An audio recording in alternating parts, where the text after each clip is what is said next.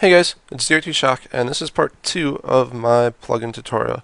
So the first part I showed you how to set up a workspace, create a basic plugin that alters your login message based on a player's name, and now what I'm going to do is show you how to make a basic command plugin. So, alright, so what I did was I created a project, created the package, and then created the main class. If you're not sure how to do that, then just go watch my first video. I already imported Bucket, as you can see right here. So reference libraries. So this plugin is called Ping Pong. So what you do to make a command is since I haven't showed you guys how to do multiple classes, I'm just going to go ahead and do this in the main class. Maybe later, well, hopefully later, if I get enough comments and requests to continue this tutorial series, I will show you how to do this in multiple classes and split it up like within, like in some of my other plugins. If you look at, let's say, Player Vaults, I have my commands split up between 4 classes right now. So, alright.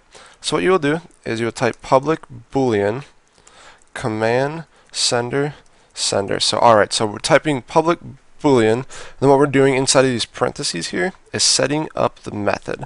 So we need to define the command sender, and then we're going to call him sender. So if we ever need to refer to the command sender, which is the person that types the command, we do sender down within the method once we create the rest of this here.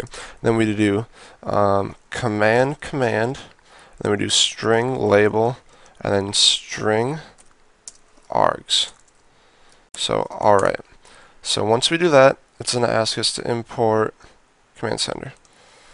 And then what we're going to do is we're going to return true. Alright, what's wrong with this? Public boolean. Oh, whoops, I forgot something on, obviously. Public boolean on command. Alright, we're going to import command, please. Alright, there we go. So, alright. So inside of this and this here, we have our command execution. So, alright, so the first thing that we're going to do is we're just going to make a plugin that simply, when somebody types /ping, it sends the whoever sends the message pong.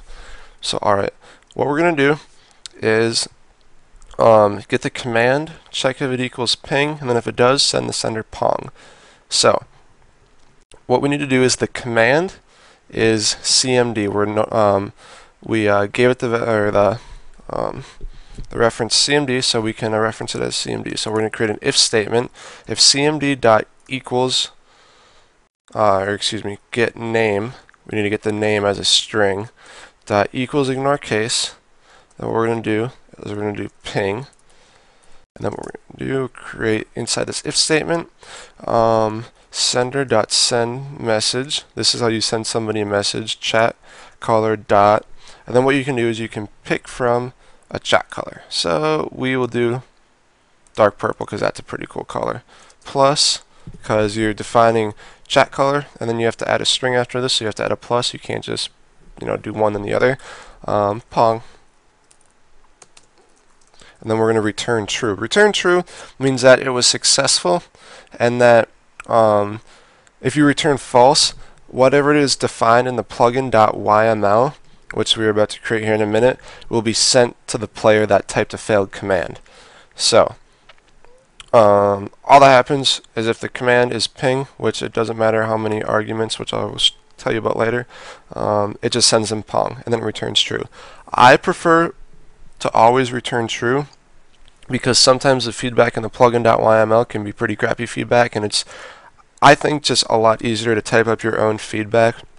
So like, say you had a bunch of different commands, and then say if it was a failed command, you would do like sender.send message, and then you would do like proper usage of your command here.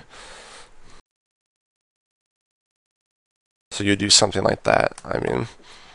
Which in this case we don't need to do because we only have one command.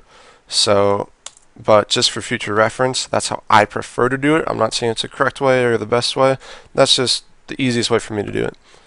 So, alright, what we need to do is we need to create the plugin.yml just like we did in the last one. So, new file within the package, or within the project, not within the package. Name, ping pong, author, DRT Shock, version 69. Main, me.shock.pingpong pong.main.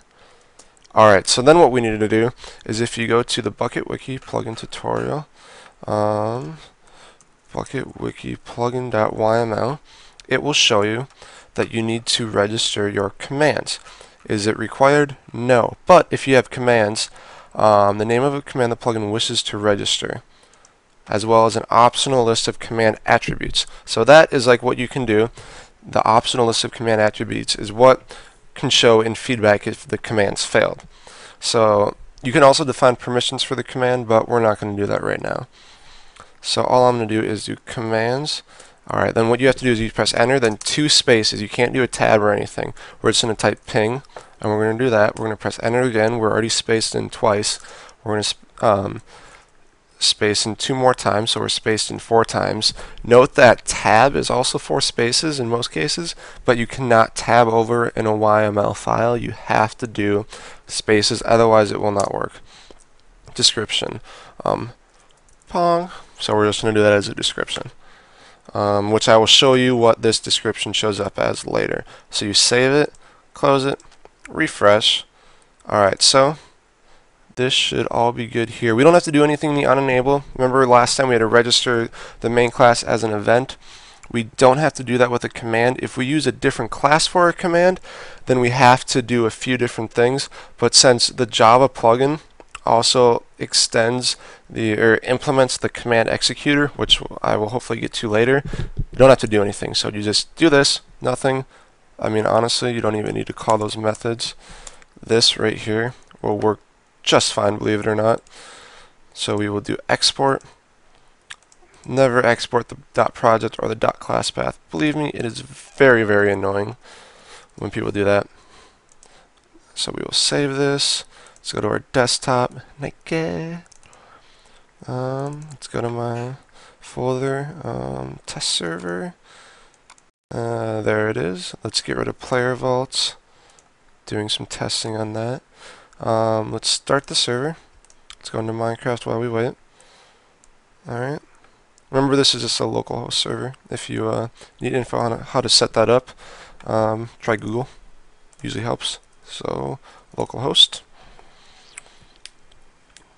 Alright, so if my client will let me connect here, which it has been taking a while still, quite lately, I do not know how to fix it. I have tried.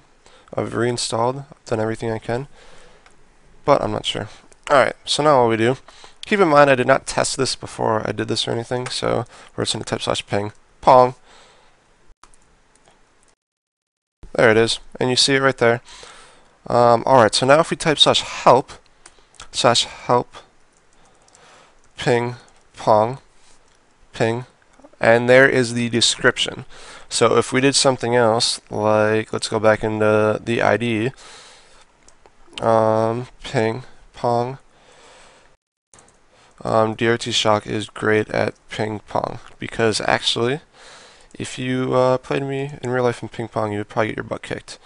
What did I get on my ACT? Ooh, /reload. Alright. /help ping pong, and I must not have refreshed it or exported or something correctly. Alright, so let's try this back in game / there we go. So alright, there you see DRT Shock is great at ping pong. So that's what shows up when you type /help, or most servers, if they block /help, you can always type /?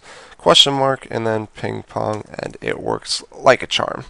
They do not block that or block the command preprocess event. So you can type / and then tab, tells you all the commands that you can execute.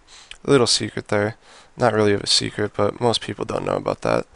So alright, that is all I'm going to show you guys for today. If you have a question about anything, post it in the comments. I'll try to get back to you. If you want to see something else, let me know, so I know that people actually want me to do more. Other than that, that's it. Thanks, guys.